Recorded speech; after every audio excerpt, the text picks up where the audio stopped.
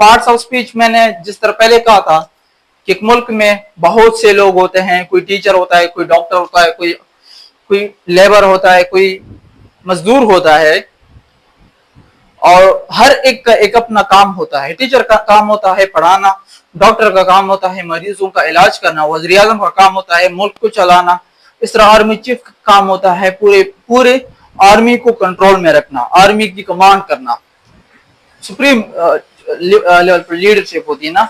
तो इसीलिए इस तरह एक मुल्क चलता है। इसकी अगर हम एग्जाम्पल यहाँ पर लगाएं कि इंग्लिश जो होता है, इंग्लिश में कुछ अल्फाज होते हैं, कुछ वर्ड्स होते हैं, और वो वर्ड्स जो हैं इंग्लिश में कुछ वर्ड्स होते हैं, और वो वर्ड्स जो हैं वो बेसिकली ये बताते हैं कि उसका कुछ काम होता है, सेंटेंस में उसका कुछ फंक्शन होता है, कुछ काम होता है, फिर उस काम की वजह से हम उसको पहचानते हैं, फिर उसको कहते हैं पार्ट्स ऑफ स्पीच, बोल चाल के हिस्से। तो जैसा कि मैंने नाउन की डिफिनेशन की थी ऑलरेडी, नाम का नाम है, दुनिया में हर चीज जो भी चीज नजर आता है नहीं आता है, नाम है।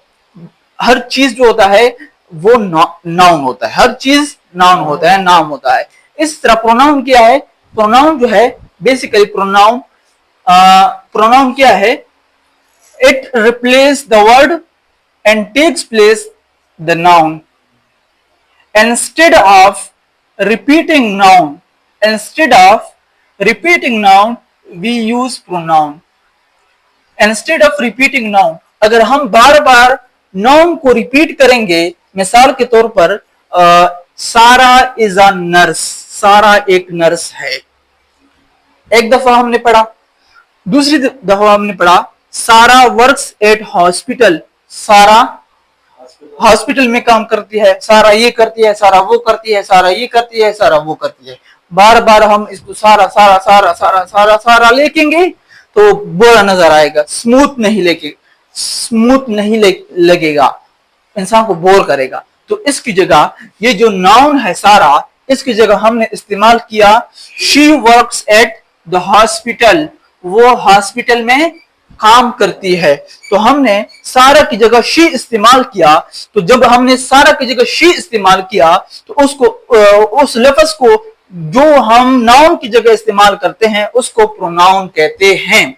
जो नाउन की जगह जो लफ्ज हम इस्तेमाल करते हैं उसको प्रोनाउन कहते हैं। प्रो का मतलब है की जगह, प्रो का मतलब है की जगह, नाउन का मतलब होता है नेम।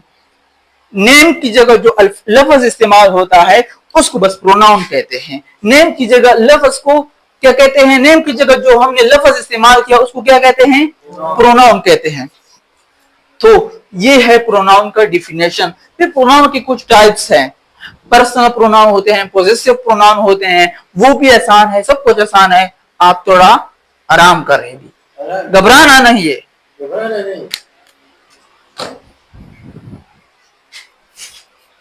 सही है।